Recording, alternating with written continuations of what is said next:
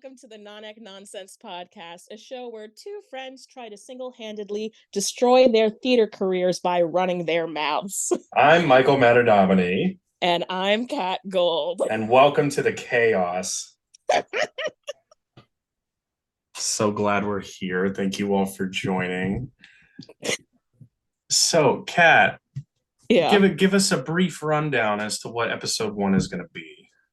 So episode 1 is going to be an introduction to us and our specific brand of chaos that we bring into every rehearsal process and every show. Supplies that you and I haven't been blackballed yet. It'll come soon, but thank God you work out of state right now. Honestly, the only thing that's helping me sustain. Yeah, can't stay too long in any region. I get real sick of me real quick. She took a trip to Ireland. She got sick. So everything went well.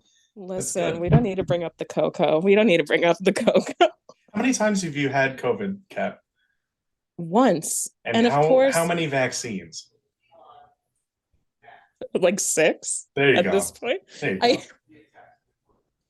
Listen, I'm still shocked that I haven't gotten it during a show. That is still like the shocker to me. Because the amount of shows that we have done, where like COVID cases have like happened. Yep. And I've been fine. I've marked that off my theater bingo card a while ago. Hi, spelling bee. I'm looking at you. Had COVID right in the middle of that run, and it was very scary. But I've had it how many times now? 4. I've had COVID 4 times. Oh my God. It's a blast. I mean, I have all the vaccines in me that I can. I'm not sitting around and waiting for the next one to come out, but it's been 4 times, and each time has been just as unpleasant as the last. So let's just hope it stays at 4. You know what I'm saying? It must be like really awful to like sing on top of and perform on top of. Oh, well, honestly, it really worked for the one time that I had it during a show, because Barfay himself, Will Barfay and Spelling Bee had a sinus infection. So it just sounded so great for my character work. But no, highly go against thinking that was a great idea. Absolutely do not recommend. I love how we got off on a tangent about COVID within the first 3 minutes of this. 3, not even. It's that. See, this is the kind of non-ec nonsense that we're talking about here. #plug. Okay. I think the problem is that we met post-COVID, and so that's why it's like always like on our brains. So yes, we met doing a non-ec production in Greece at the Lauderhill Performing Arts Center. I'm gonna finish that sentence off for you. That was my first professional gig. I took a break. Yeah, it was. I took a break from acting for a little bit, and I was lucky enough to join M&M Theater Company for their production of Grease. I was originally Eugene, and then someone saw my Guido ass and was like, there's no way that he's going to be Eugene. So then they went ahead and moved me into Sonny, as you know. And the thing that I was actually thinking about is I've really only had one in-person audition, which is crazy. I auditioned. Yeah, only one. I've been online auditioning ever since, just because, I've had it 4 times. I've had COVID 4 times, and I don't want it again. So I stick to the online stuff, and it's great because I can go back and edit it and retake it and reshoot it. So yeah, it's a crazy journey as to me booking a bunch of stuff via online submission, which is very new. But I was in the professional world, at least, I've never really had a true in-person audition. That is fucking crazy. Are we allowed to curse? I think we should. We're gonna have to bleep this out. There's no way we're gonna be able to get through any length of time without cursing. If you want to sit through this and go ahead and bleep out all the curses, best of fucking luck, Cat Gold. Okay, Okay, That's all I maybe have to maybe say. maybe I'll just bleep it out when it goes on YouTube, and then like, or no, when it goes on Spotify or whatever, and then we'll whatever streaming service we use, and then when it's on YouTube, it'll just be fully uncensored. Listen, with this video portion, I want like the Batman like onomatopoeias in front of my mouth every time I curse. That's all I want. Like if we could figure out a way to go ahead and do that, I will We'll curse put up the a Batman storm. logo. You can put we'll I'll put like my EMC card like image like over my mouth every. I'll put that, or I'll put Michael Harper's headshot right over my mouth every time I curse. We'll figure it out. Anyways, so once again, we met doing Grease for Mm-hmm. M&M Theater Company. And when did we start? We started that like the last week December of of 20. 2021. Yeah. Yeah, that's great. I really, it really blows my mind that we really haven't known each other for that long, yet we torture each other on a daily basis. And we already have a pact to get married by the time, that I'm 40 years old. That right there speaks volumes. Yeah, yeah. My mother's very happy that I have this pact. So one thing that she's happy about with the things going on in my life right now. Anyway, so we met during Greece. Yes. You know, you were Sunny. I still can't. I can't fathom like them casting you originally as Eugene because you're like, I mean, I've seen you do since I've seen you do Barfay and stuff. Like, I can manage it, but still, I don't know how people like would look at you and be like, Eugene, like. Yeah, we went the 6'1" Italian guy with a dad bod to be Eugene. That it, again speaks volumes. That's a choice. So you were Sunny. I Mm-hmm. was Jan. I have to ask because I am nervous. What was your first impression of me when we started rehearsals? My first, well, Kat, to be completely honest with you, I was absolutely terrified. I thought you were like this queen bitch, and not a bitch in the bad way. Like you were just like a boss ass bitch. I think that's the bitch that I was trying to go for. Um, and you just seemed, even though you were, you had your KN95 on, you were sitting in the corner and you were wearing, I forgot what you were wearing, but it was some type of like really comfy pair of clothing.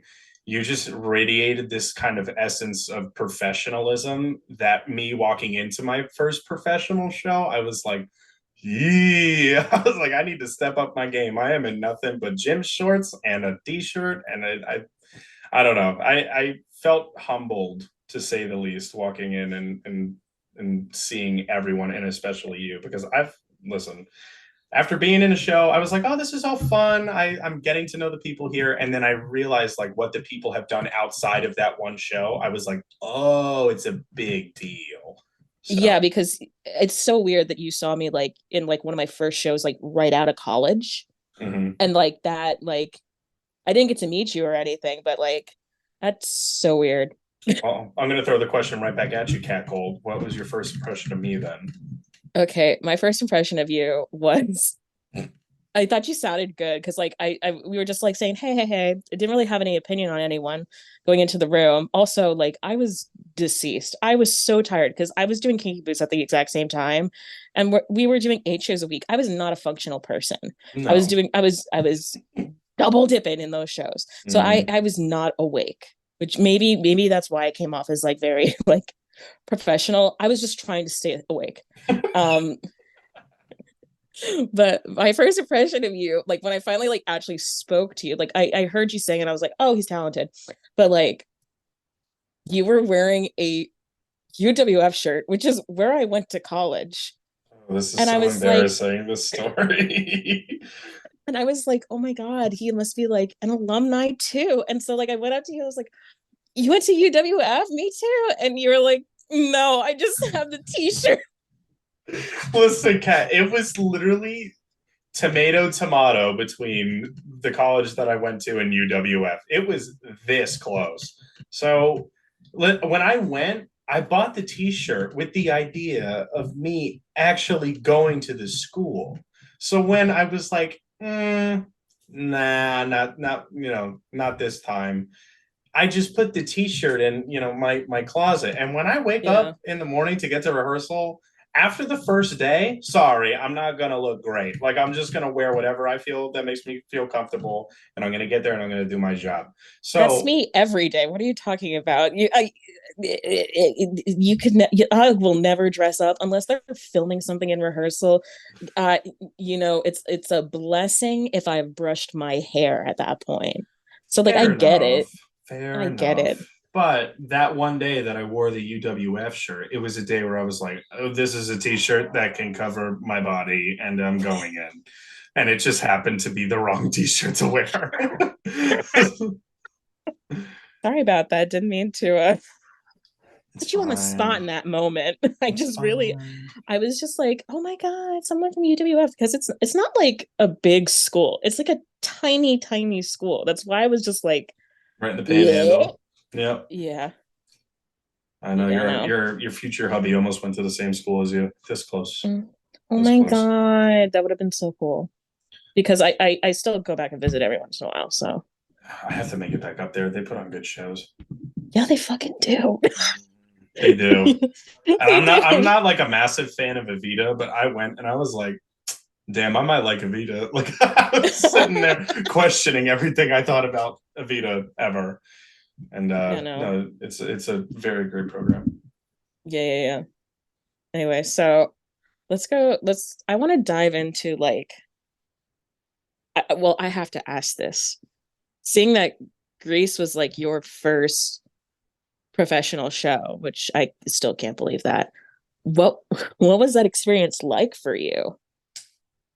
To be completely honest, I was absolutely terrified. And I'm not like a big theater guy. You know, like if I book a show or if I'm studying for an audition for a show, I'll go ahead and Mhm. watch it, you know? But me, I never watched Grease before, which is like, oh no, are you even American? So I was like, okay, great. Like I need to go ahead and watch it. And when I found out I was Eugene at first, I was like, oh, he's only in like whatever, so I'm not gonna like watch the full thing. And then I got Yeah. upgraded to Sunny, and I was like, okay, now I gotta watch Grease.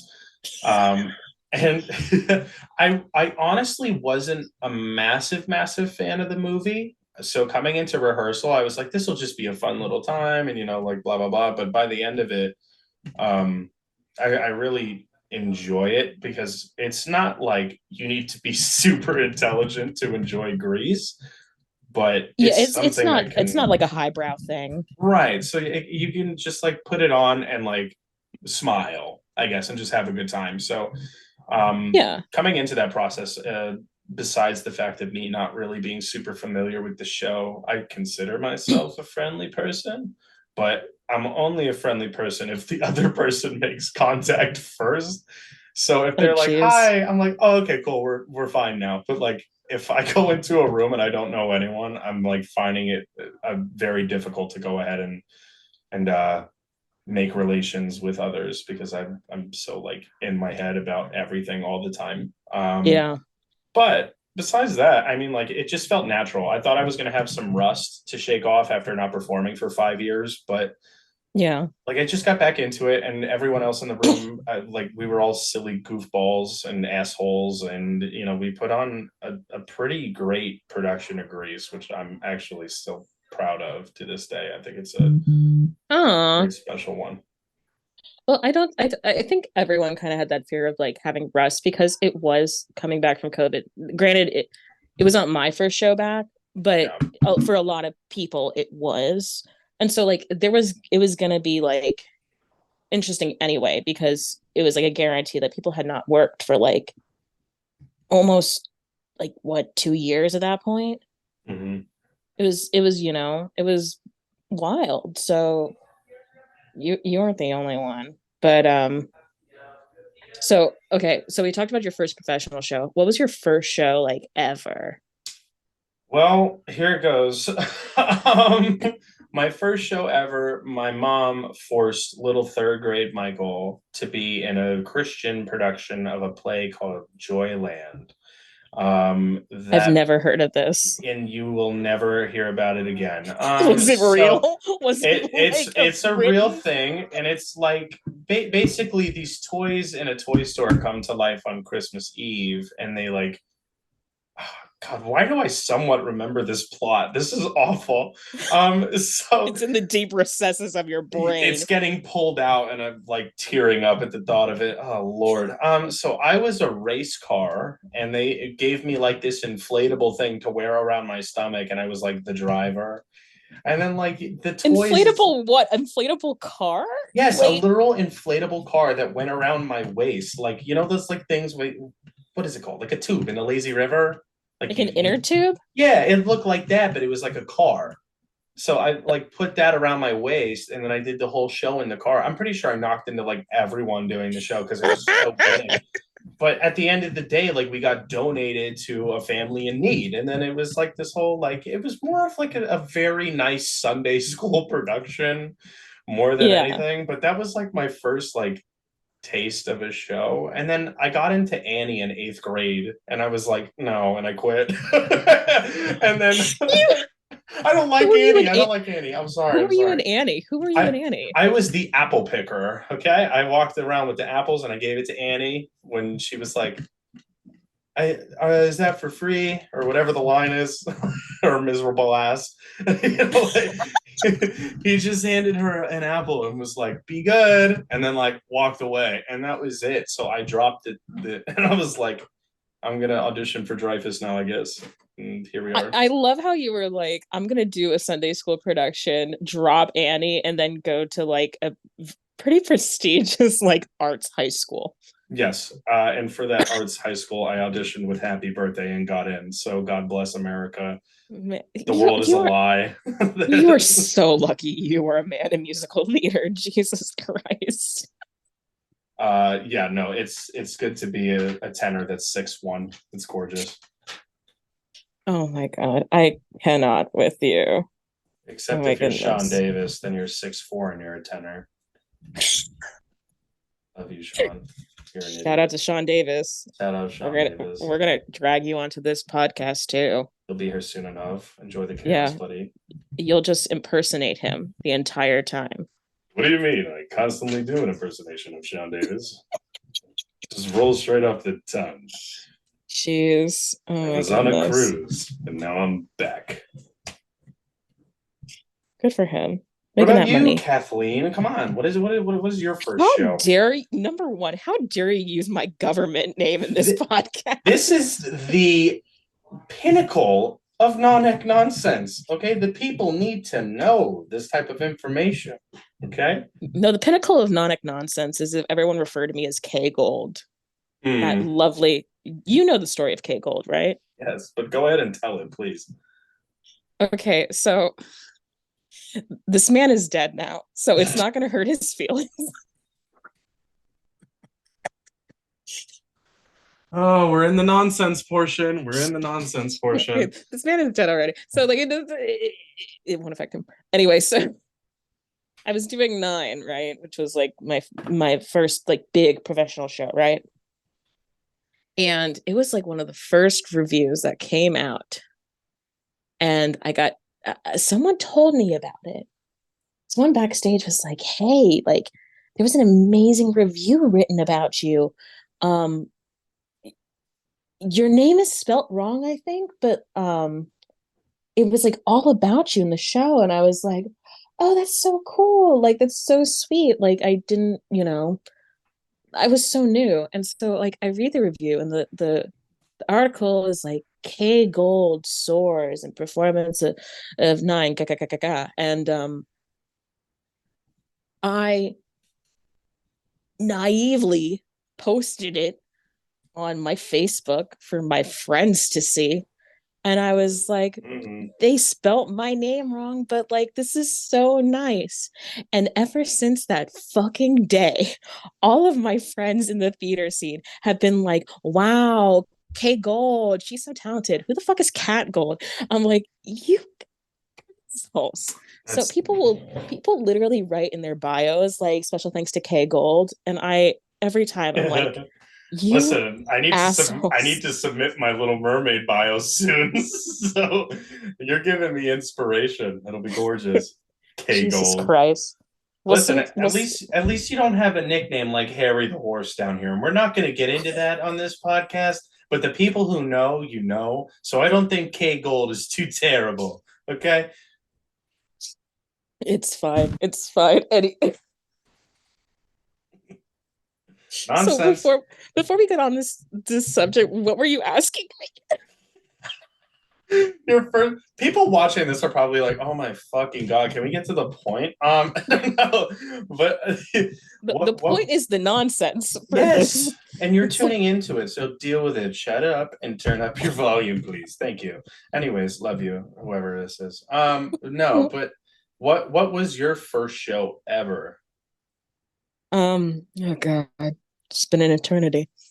I'm elderly, so I have to think back. Um, shut up. I think my first my first show ever, I did the play version of Charlie and the Chocolate Factory, and I was Augustus Gloop's mom. I've been playing a mom since I was 12 years old. Let it be known. Let it be known. And my first musical was Grease. Hell yeah, we love Grease here at the non-ec nonsense. Yes. Listen, Grease, Rama Lama Lama, pay my fucking bills. You know it. Unless you do it for free. Wink, wink. Love that team though. Jeez. That is very much your choice. So Yes. we've talked about our first shows. Okay, so what what shows do you have coming up? I have to know So because you've got the long ass list. I'm sorry to you and everyone listening and my body for the future. So I just got done with Into the Woods with Slow Burn, gorgeous Mm-hmm. production, probably the most talented cast I've ever been a part of. It was a really wonderful experience. And I wasn't in it. It's not right. It's not right. I'm sorry. So then after that, I was Cinderella's father. I was the understudy for the baker, the narrator, and the mysterious man. So I really had my work cut out for me. But Mm-hmm. again, I love a Sondheim show. It was a gorgeous experience. So there's that. Must be Little, nice. sorry. Little Mermaid is next. I'm gonna be playing Grimsby, and my fat ass is understudying King Triton. So I'm gonna have to hit the gym for the next 24 days. Um, and that'll be in December. And then I double dip for a week with Chorus Line at the Lauderhill Performing Arts Center, going straight back to the LPAC home, baby, going home. And I'll be a cut dancer, so I'll see you for the first 10 minutes of the show, and then at Bows.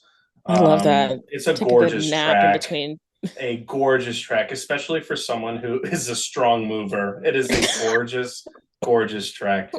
Um, then after that, I am really double dipping with Sister Act back at Slow Burn Theater Company, and I'm going to be the guy who gets shot in the face in the beginning of the show in an altar boy. So I'm going to get to bust down some moves, and Mm-hmm. I'll be doing it with my lovely friend Aaron Atkinson. So that'll be a ball, and we'll probably get blackballed together. And then after that, I'm going back to the LPAC for Hello Dolly, and I'm in the ensemble over there. Look at Kathleen, you, go booked and back. stressed. Booked and stressed, and I'm gonna cry probably all the time, especially in January. I feel bad for all of my students at my job that expect a lesson with me because that's just like not gonna happen. I mean, scheduling wise, I looked into just the last weekend of Mermaid and the first week of Chorus Line, and I go 10 to 6 at Chorus Line, and then I drive my happy ass over to the Broward Center and I do Little Mermaid from 7:30 to 10. So That is literally the nightmare that I was experiencing during Kinky Boots and Grace. yeah, again, God bless that I am a cut dancer. Yeah, It is again a gorgeous track, and I'm thrilled to be in that show with that cast. But yeah, yeah, ooh, sleep is gonna be needed. I'm gonna be a yeah. very grumpy Grimsby. He's not gonna be happy the last week. Oh, poor baby. Excited though, excited and blessed for sure. Yeah, but we're still going to complain about it. Absolutely, this is the Non-Ec Nonsense podcast. We're going to complain always. Okay, Miss Cat, go ahead. Mm-hmm. K Gold. What about Mm-hmm. you? What do you have? So before this, I had done Disenchanted at the Kravis Center, and Gorgeous show. I took a couple months off because I had done uh I don't even know how many shows. How many shows did I do A post lot, COVID? girly. You well, I feel first like it was Grease, and I then no, I did Kinky Boots, Grease, mm-hmm. Romeo and Juliet, Rest in peace. Guys and Dolls, Rest in peace. Cinderella, Kinky Boots, Christmas Carol, Mame. Mame into Disenchanted, like with no breaks. Yeah, disgusting. Like Yeah. we find a way to operate, but do we? Possibly. Mm. But no, I just like I had to like take some time off and become a fully functioning person. So anyone out there who's like working your tail off, like you can take a break. It's not going to kill you. Yeah, Um, it's agreed. probably very healthy. Um, but I'm going to be going back to Disenchanted down in Boca. Coming up soon. I'm gonna fly down next month.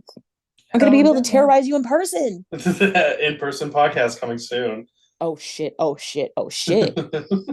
And then Oh shit, oh shit, oh shit. I want that as a sound bite. Anytime something juicy happens, I want to be able to press a button and then have Kate Gold go, oh shit, oh shit, oh shit.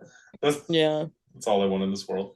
But for right now, Disenchanted is I mean we're still in the process, but Disenchanted is partnering up with an entertainment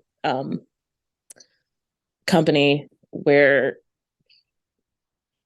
it's not just Disenchanted 1, Disenchanted 2. Disenchanted seems like it's going to have lots of legs traveling around, and I'll leave it at that until all the contracts are finalized.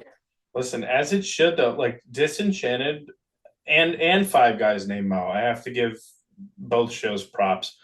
Yeah. Are very small little hidden gems that Mm-hmm. M&M company knows how to find for some reason. Like they know how to find a little diamond in the rough because both shows were some of my favorites that I saw all season. Yeah. So it must be really cool to not only perform at the Rinker because what a gorgeous space, but Gorgy. Very gorgy. yeah, but two being a part of what is this the first production of Disenchanted in South Florida? Has to be, right? In our region, yeah. Yeah, They've had it north of us. They've had it like Tampa and up. But yeah, in our region, yeah, I believe it was the first, and so it's just nice to go back with the girls, and we've got a new group of people who've done the show before that we're gonna be. We've got our A cast, B cast, so it's gonna be fun, like performing with like all the new people and like hmm plugging them into our nonsense. good. Yeah, no, I'm very excited for it to come back. I'm gonna be sitting there with my bag of popcorn and a huge ass smile on my face Yeah, because yeah, yeah. everyone should go see Disenchanted immediately. Buy your So, tickets whenever they become available because you do not want to yeah. miss out on that. And don't bring your kids. For the love of Don't Christ, break your. don't Oh my. don't bring your kids because I was laughing at very on a very touchy subjects, and the fact that there was a little one in front of me the entire time made me feel like I was going to go to hell.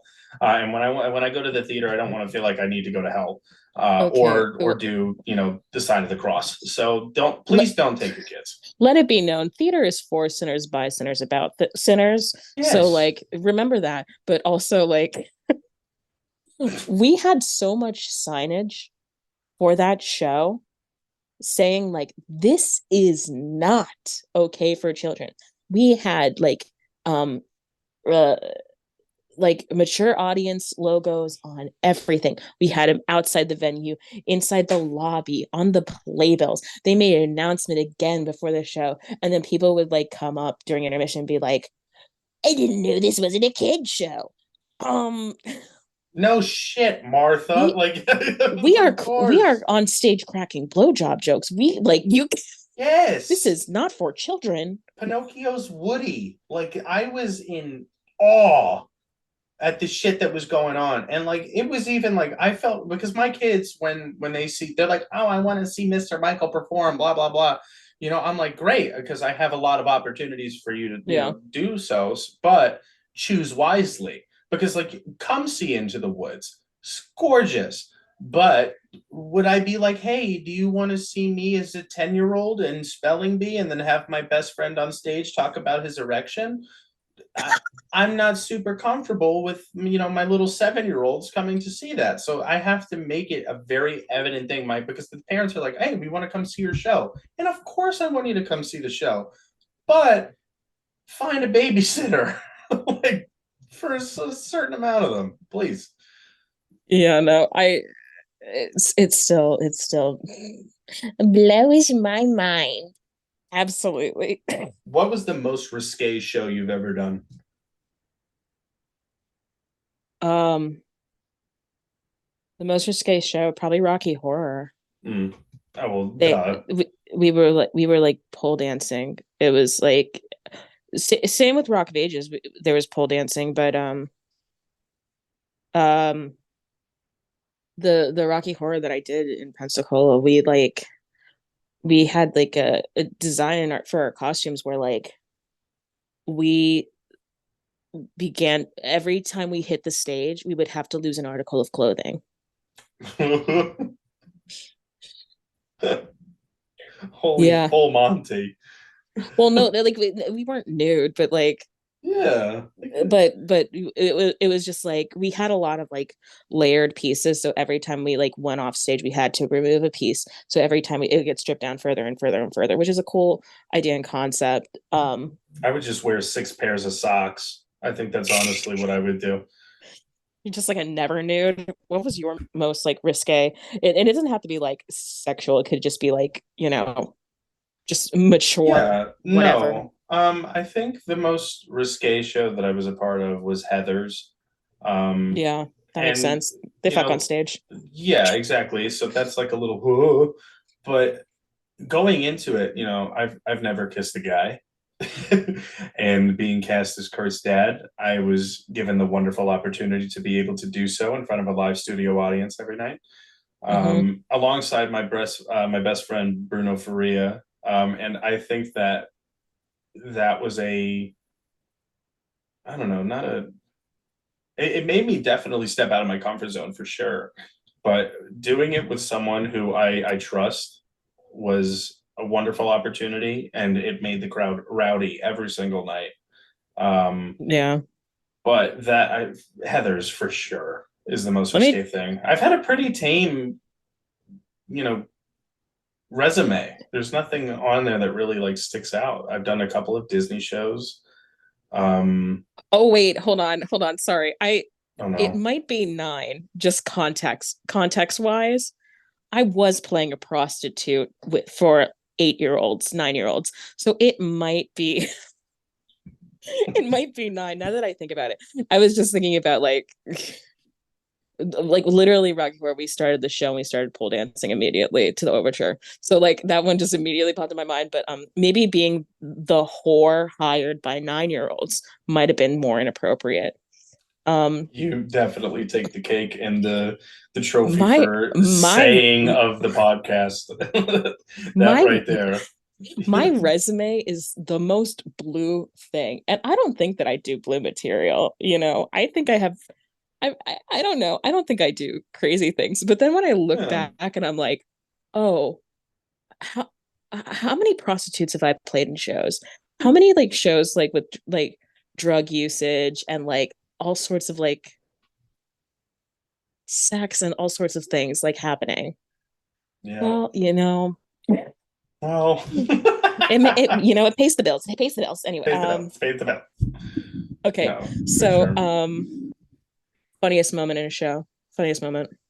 Oh, God. I think all of Spelling Bee was hilarious. I've never laughed so much on stage. Um, I think my favorite moment or funniest moment is definitely when I spelt in slow mo during that show with my foot.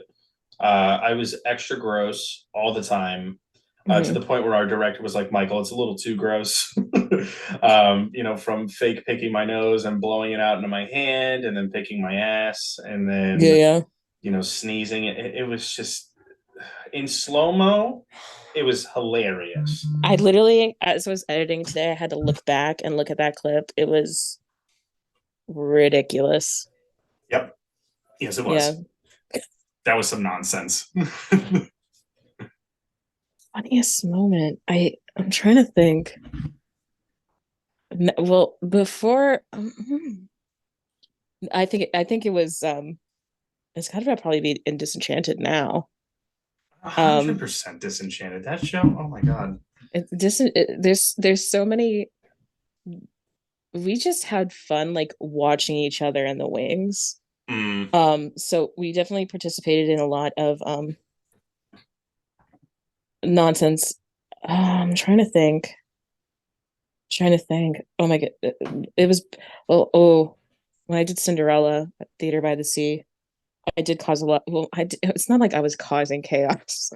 We just, when Cinderella like walks into the ball and like everyone's like, and like you like it's like in slow mo and like it's like her and like the prince like just like having their little moment, and we're all just supposed to be like background like in awe, and we would just like riff and improv about her being this like whore and like going through all the expenses that her items cause. Like she doesn't even go here, all this stuff, and we would all struggle really hard, see a lot of shoulders like laughing on stage. But maybe I feel like it was Randall during closing of Disenchanted when he came on for bows and he had the Rapunzel. Oh no. I know it now. It was closing night of Disenchanted during Not One Red Cent. And Peter Peter was in the audience and he was one of the two picked to sing, and he was so off the tempo that like the Snow and Cindy started like losing their minds and laughing on stage, and like it took every ounce of power in me to not laugh and like to just like have to improv on what just happened because it was so cartoonish at that point. Mm-hmm. It Yeah. was I just oh my god. Okay. Well, I hate to do this, but we are now running on 1 minute left. No. We are closing up. We've had such a wonderful conversation. So let's This is talk so about fun. real quick Mm-hmm. what our plan is for this podcast, what we'd like to do. So I'm gonna start for a little bit. So today was like our introductory episode, just saying Mm-hmm. hello. Next week we're gonna have I think we're gonna go into like our backgrounds and like training and stuff. But let's leave it at that shit mhm, because I think once we get this ball going, it's gonna be hard to stop it. So got a lot planned. we'll save some of the fun stuff as surprises for the audience. All right. Well, thank you for joining us, everyone. We appreciate you taking 45 minutes out of your time to go ahead and listen to our nonsense. This is Michael Materdomini signing off. This is Cat Gold sign.